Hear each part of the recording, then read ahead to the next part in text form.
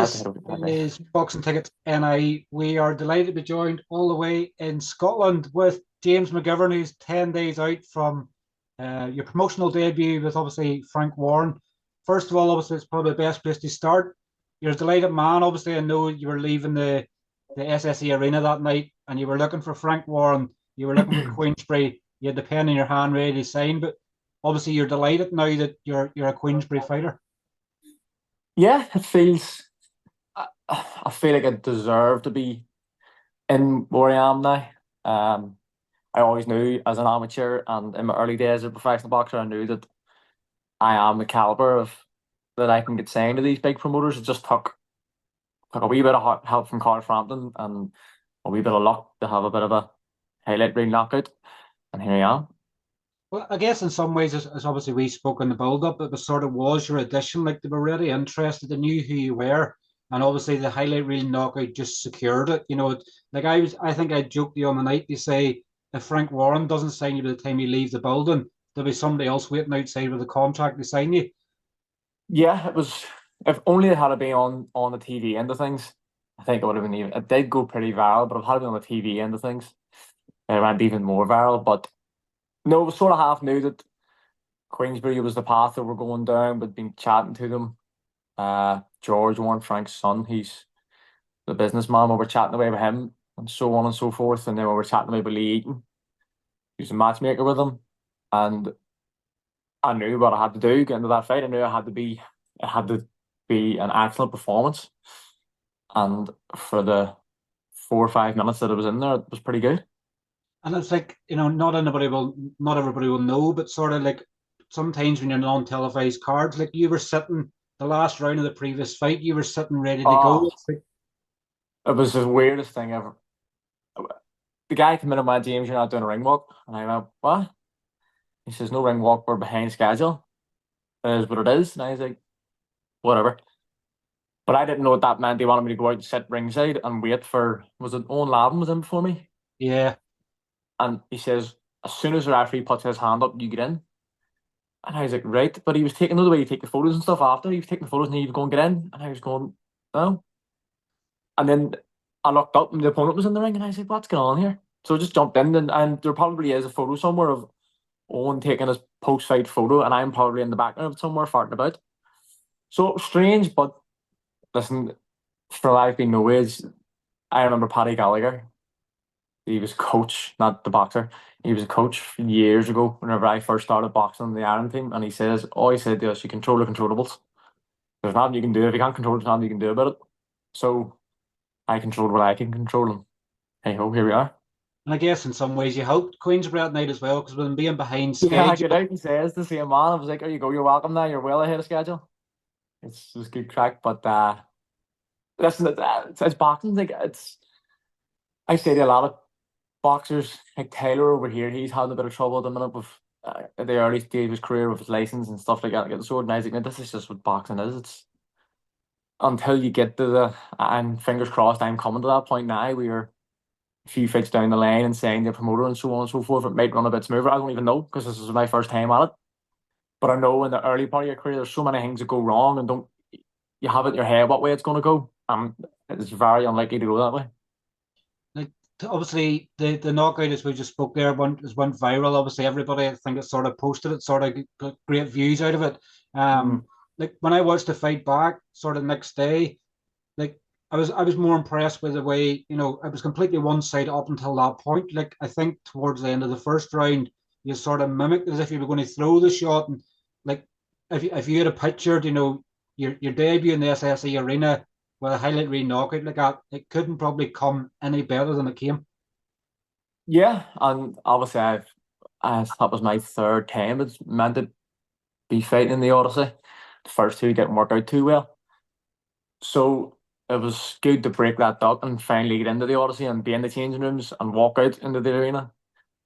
Um, and hopefully we can do it again on an even bigger stage. I think after Anto winning at the weekend there, he's a mandatory for his belt. And I know everyone's talking about doing it in Saudi, but do it in Belfast. Anto will sell the Odyssey out in a heartbeat, and then there's a couple of us, the likes of me and Conor Quinn, that can be there as backup. It's you still have to sort of you have to rely sort of like, as we know, we Carl Frampton coming through, Paul McCluskey in the past, Martin Reuquen, Michael Conlon. You have to rely on the ones that's at the bigger end of their career. They keep bringing the cards here because the problem we have is unless you have like the big star already there, sometimes they're not interested in sort of rolling the cameras. I think the last couple of years have sort of been like that a wee bit. Sort of Frampton and Michael sort of brought the big nights. But there's been a bit of this year definitely, I don't think there's been any massive cards. And Anto would be the man to do it. He would be the man to step in there. And I'm sure, I already know, you can tell by the reception he's got from Belfast after beating Joe Cordina and now after beating Warrington. He gets such a good reception and everyone likes him. So I think you'd sell the Odyssey out in a heartbeat. Definitely do, yeah. I think the problem they have at the moment, I believe, is the Odyssey isn't available until April of next year. And I think Anto needs to fight Nunes by, I think, the 20th of March. So the problem there might be that it may not be available unless a date becomes available. The problem you have then as well is because of Belfast, it's if you don't have the SSE Arena, where do you have? True. You have the Ulster Hall or which is far too small. We don't have a sort of another venue. If they had casement built, he'd sell. He's from Andytown, imagine he'd sell casement out too. I don't think casement would be big enough. Amazing. I don't know. Amazing. It's been that many years since I've been there. I don't even know. I think we're talking like 30,000. And it's not too much to say. But when it's on your doorstep, everybody's going to want to be there. It'll be class. I know that's sort of halted now and whatever, but if they had that ready to go on to, that'd have been class because he lives in Andytown. Were you sort of jealous in some ways? Obviously, last week, like Anto, obviously there in Wembley, 96,000. Liam Gallagher obviously performed. Yeah, I was jealous. It was. Listen, Anto's. I remember doing an interview and someone asked me about. I can't remember who it was I did it with, and they were like, "Who's obviously fighting super fast?" And they mentioned Anto, and I was like, "Anto's miles and miles and miles ahead of me." Like, I know everyone comes into fights and be like, "Oh, I want to be a world champion. I want to do this. I want to do that." You have to be realistic and be respectful. Like Anto's miles and miles ahead of where I am in my career. So yes, jealous, of course. I would love to fight Wembley, but you need to look at them guys and go, they're in their place and I'm in my place at the minute. Hopefully one day I will end up there, of course. But at the minute I need to just stay in my own lane, worry about me and fighting in the SSE Arena and the M&S Arena now, and then wait down the line, maybe Wembley Arena. It'd be nice. Obviously, I know Kurt Walker's obviously fought there as well. He obviously opened the card just over 2 years ago for Fury White. And there's another. Wembley? Was he in Wembley? Wembley, yeah. Class. I didn't know that. Didn't realize that. Second pro fight he fought. His first one was in Taylor Carroll in Scotland in the Hydro. Yeah, I remember that. Second fight was Wembley. Faithful. Fuck you go. How about that? Was Liam Gallagher that one?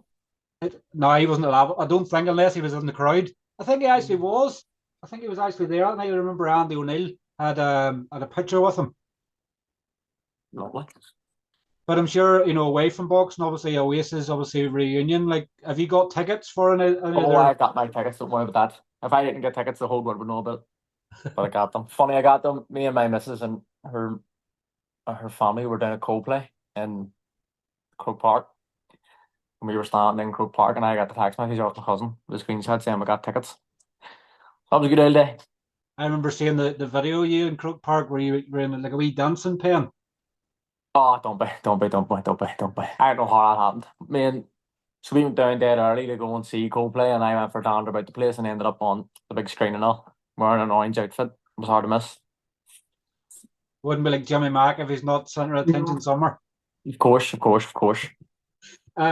Obviously, you're promoted now with Frank Warren and Queensbury Promotions, but obviously Shear Sports and Jason Quigley are the ones that sort of got you in this position. Like, it just seems to be everything that's sort of happened for your career since you've linked up with Jason.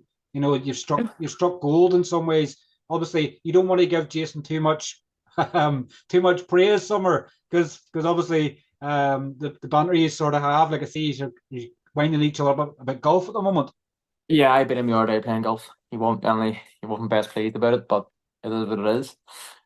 Yeah, since me and Jason have been working together, we've had loads of setbacks, and we spoke the other day about it, that this is a reward for sticking in and having all these setbacks and sort of going to myself, what, like, this is starting to get on my nerve here. And I have that experience now to tell other people that are early in their career. I know I'm still early in mine, but earlier than me, that you need to just calm down and stick in. Like, it's a bumpy road for the first couple of years. And from me and Jason were together, we've had many a setback. But now I feel like we're starting to get a bit of luck, touch wood, and going forward, hopefully this is a sort of in the driving seat now.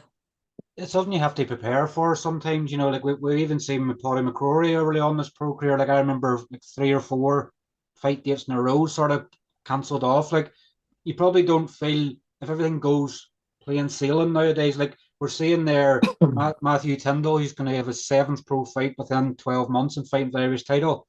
It doesn't go that way for everybody. You can have that bad No. luck, and if it don't have the bad luck, there's something wrong. More, a lot of guys are going, like a lot of people are going pro now, and I don't know whether they see the glitz and glam of it and see the lights of it and see the shows in the Odyssey and see the likes of Anto and Potty and stuff like that and go, yes, of course, that's where you want to be, but you need to be realistic about it.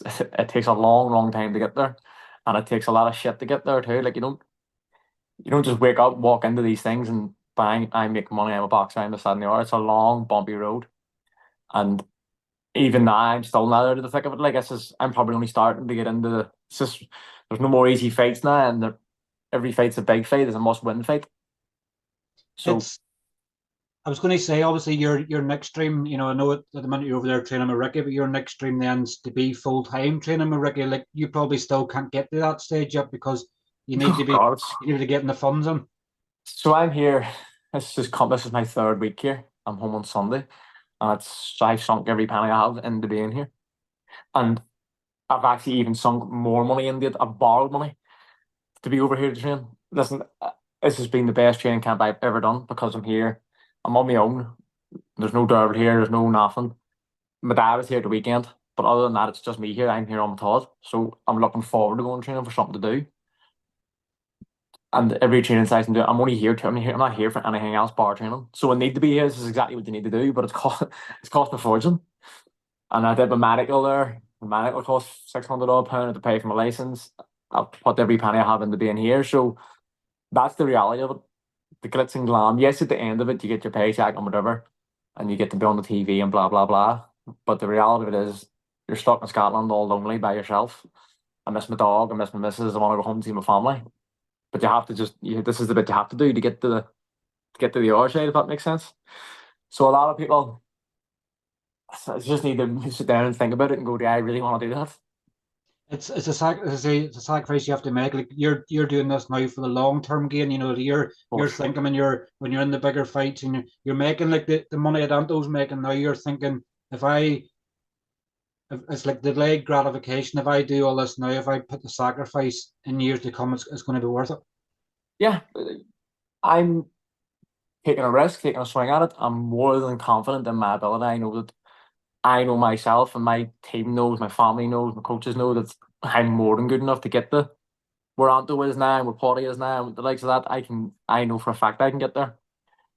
But you just have to take this gamble now and invest everything you have into it. And that's what I'm doing, and here's hoping it kind of pulls off. You have to have really really close goals and dreams. Like obviously, aside from obviously what you want to do as a boxer and obviously becoming a world champion, you obviously probably have personal goals you want to achieve. Like obviously buying a house and stuff like that. Like they say, Yeah. only 1% of boxers make anything worthwhile out of the sport. Like you obviously have dreams there and goals that burn every day that go. The sacrifice is going to be worth it in years to come. When I have a big nice house, have a big flash car, I don't have to work. I can train wherever I want. That's what keeps you going now. Yeah. Yes, I know. I'm not that kind of person that goes. I have no intentions of being a Floyd Mayweather, of running about or a Conor McGregor being a billionaire. Yes, of course, it would be lovely if I managed to touch wood, and hopefully it does happen. Make boxing my solo career, then I'm able to have my career till whatever age, and then retire and not have to work. That's my goal. That's what I want to do. I don't really care about driving about in a flash car, having the biggest house, but if I'm able to use the talent that I have and do the hard work that I do and make that pay off for me in the long run, then I'd be happy enough with that. I guess obviously the big one that's going to help more is, and I know we keep saying in interviews, is obviously sponsors. It's like sometimes I don't think sponsors realize how much of an impact they have on a professional boxer career, particularly yourself, and when you're obviously having to go into your own funds to help, which is the bad side of boxing. It's like you can have all the talent in the world, but unless you've got people helping you to fund, there's only so far you can go because money unfortunately doesn't grow on trees. Absolutely, mate. The Key Hardware and Haldane Fisher and Plum Master. My dad works for a company in the Haldane family. My last training camp, they basically paid for it. That's just if we're being totally honest about it. They costed me coming here, shorts, boots, the lot, training camp, all the training equipment. They basically paid for it.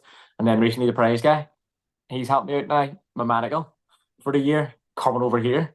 Without them boys, the money that I make working wouldn't even put a dent in this. So you wouldn't be able to do it. And that's also a reality of it. I mean, when these young guys are turning over, if you don't have sponsors or if you don't come from a really rich family, which 9 out of 10 people don't, you're going to struggle to do it this way.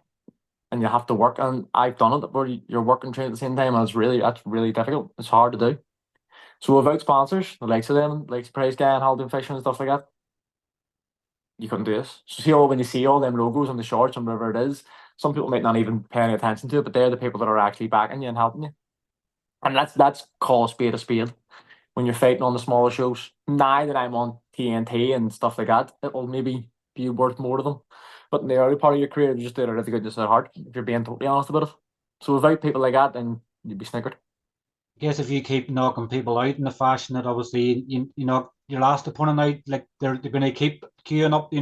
That's I'm not saying obviously that's why Price Guy got involved. Obviously, I know because they're involved with a lot of Irish boxers now, and obviously sponsor and obviously they sponsored Joshua Dubois. They were on the ropes of that stuff last I week. see, I see him everywhere I go. I don't know. I'd be friendly with Paul. I met Paul a long time ago. Paul's sound. I call Paul a friend of mine, and he's a genuinely good guy. But everywhere I look, I see that logo, IFL TV. Oh, fuck, you see it everywhere, which is good for playing. It's and the more of these knockouts you have, they're only going to help. It's going to draw more attention. If you become viral with knockouts, people's going to go, "Who is this guy?" And then business are going to see it, and they're going to go, "We need our logo here. We need our logo here."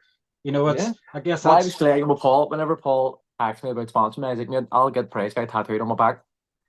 So if anyone wants to give me a car or anything, I'll get the car tattooed on my chest. you actually get the car or the logo of the brand.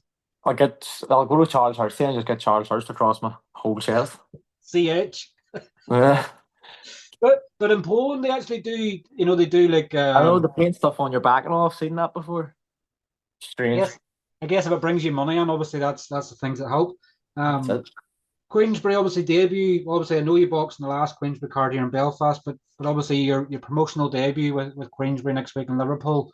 Is it confirmed you're on TV? Obviously, I know it's an 8 round fight. Obviously, looking at the card, is it confirmed as yet as you're on TNT? Couldn't tell you. I'll be honest with you. Again, control the controllables. All I know is I'll be punching a fella in the face for so many rounds. I don't know whether I'm on TV. I don't know.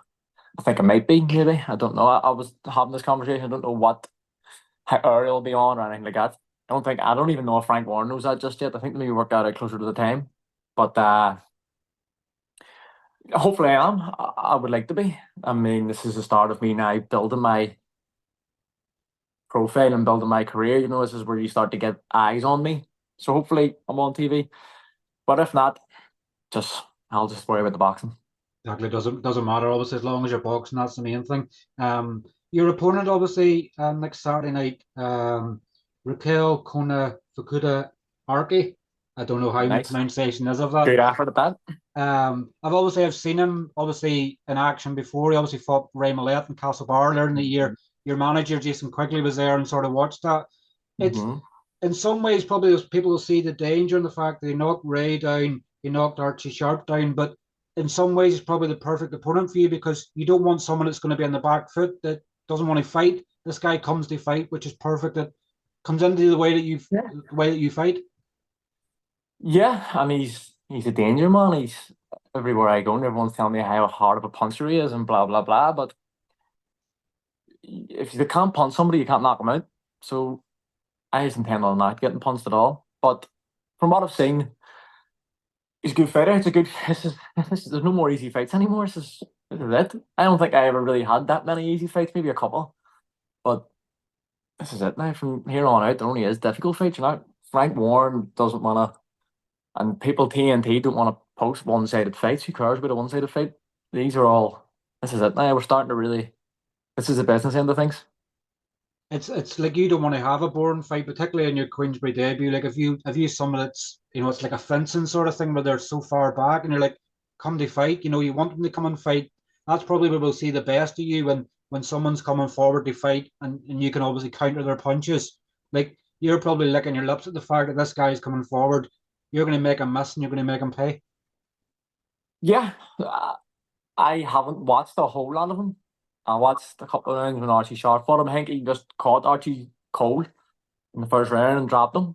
But he get up, and then as the rounds went on, he started to pick him apart. So I'm fully confident in my boxing ability. As long as I'm switched on from the get go, don't get caught with anything silly, then it should be a-okay. You'd ideally like to get him out there in the first 30 seconds and you can enjoy the rest of your evening watching Nick Ball in action. Well, I think he's the Argentinian, is that we? Yeah. And then you tend to find them boys with heads like breeze blocks. So although I think he's been stopped and knocked out before, hasn't he? He has. He's been stopped five times of the 16 defeats. He's been stopped five times. The last time he was stopped, well, he retired actually in a fight last December in the fifth round. He was fighting in France, but before that, Sultan Zarbak, March of last year, stopped him. 2022. He's sort of maybe been stopped maybe once a year, sort of last couple of years. Right. Well, hopefully I'm the one this year. But I see the whole knockout thing, and I kind of you can't get sucked into that. You can't be. Yes, I knocked someone out, and it was a great knockout, brilliant. But they can't be walking about now thinking I'm a dynamite puncher and I'm gonna knock everyone out because that's whenever you end up getting knocked out. So I'm not worried about it. I'll stick to what I always do, and whether it is the first round or it goes all 8 rounds, I'm not barred as long as I win. It's like it's that if you focus so much on the stoppage, it's never going to happen because you're going to be red mist. You're going to be looking at every opportunity. Whereas the more relaxed, the more calm you are, Yeah, it actually is easier to find that shot. that knockout in the Aussie was that was all just timing and reactions. I didn't intentionally. It all happened that quick. It was such a sharp wee sequence that it was just he walked on to it as I threw it. It was perfect timing rather than me sitting down and throwing a hard punch. Yes, obviously I punched hard at the time, but I wasn't thinking I'm going to try and knock him out here. So you just need to stick to what you tend to find that's the way anyway. Whenever you speed and sharpness is a lot worse than getting hit hard.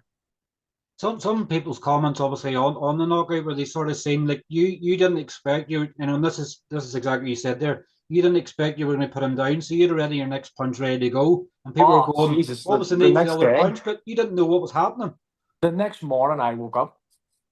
I went on that night. I was looking at all the numbers on it because we're going, "Jesus, this is going viral." I was pleased with it. I was chuffed, and then I started reading the comments, and everyone was like, "You're a scumbag. Yes, you're this, you're that, and the other." I was going, "Jesus." Firstly, relax, calm down. He's fine.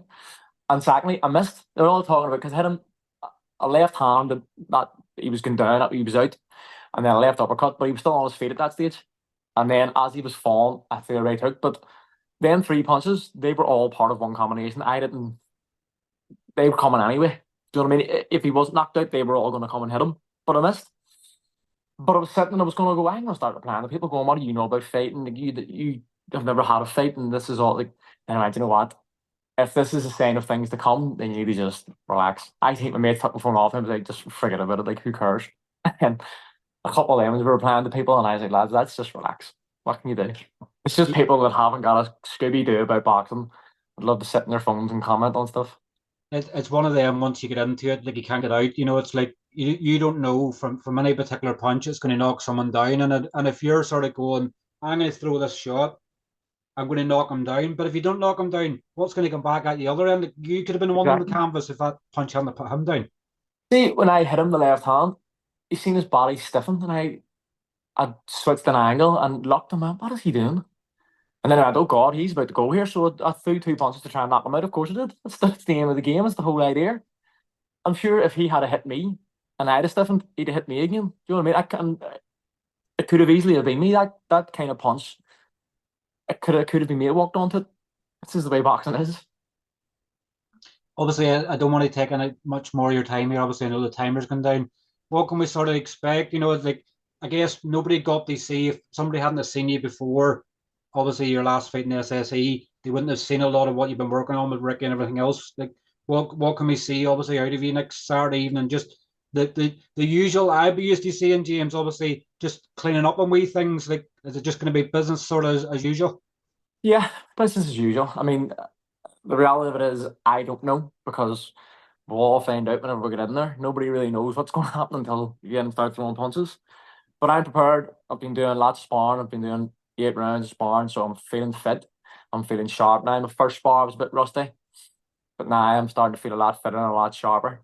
So I'm actually looking forward to it. I'm hoping that I get a chance to display how good I am so people can see it and actually go, shit, this kid shit hot here. Rather than just, and I don't want to say this, I don't want to go in and have another an outborn fight where you do maybe knock them out in the first round. And as much as that's nice, I want to be able to display my talents. And so Frank Warren will be sitting there. I want him to be able to watch it and go, yeah, this kid's worth investing in. You don't want to be known as James McGivern, the knockout. Well, in some ways you do, but you want to be Well, able to show your skills. You want to be able to build your yeah, experience. yeah. Funny that at the press conference they were saying that knockout artist, and I was going, you clearly haven't watched my last 6 fights where I haven't knocked anybody out. I think that one clip stuck in everyone's head. But listen, if it comes, it comes. And if maybe, you know what, maybe I am a knockout artist all of a sudden. Maybe I've turned the corner here and I'm going to flatten everybody. But we'll wait and see what happens. Be nice all the same, wouldn't it? Obviously, if you keep It would knocking be people out, absolutely great to not have to go past 3 rounds ever again. But I doubt that's going to be the case. just imagine yourself as a Deontay Wilder version in the lightweight division. Yeah, I'll be running about like Mike Tyson at super featherweight. Well, look, James, obviously it's always a pleasure to have a chat with you. Obviously we're looking forward to seeing you back in action for your 10th pro fight. Hopefully live on TNT Sports next Saturday Is this night. number 10? I thought it was 9. Is it 10? Is it 10? 10? What? Fight 10. You've I'm missed one taking summer. clearly I'm taking too many digs in the head. I thought it was Fight 9. There we 10. go. Happy days. That'll be good. Very good. That'll be good. Yeah, but listen, it's always a pleasure to catch up with you, and we'll catch up with you very soon. Right. Good man. Thank you very much. All right, cheers, James. Take care. Bye. Bye. Cheers, thanks. Bye bye. Bye bye. Bye.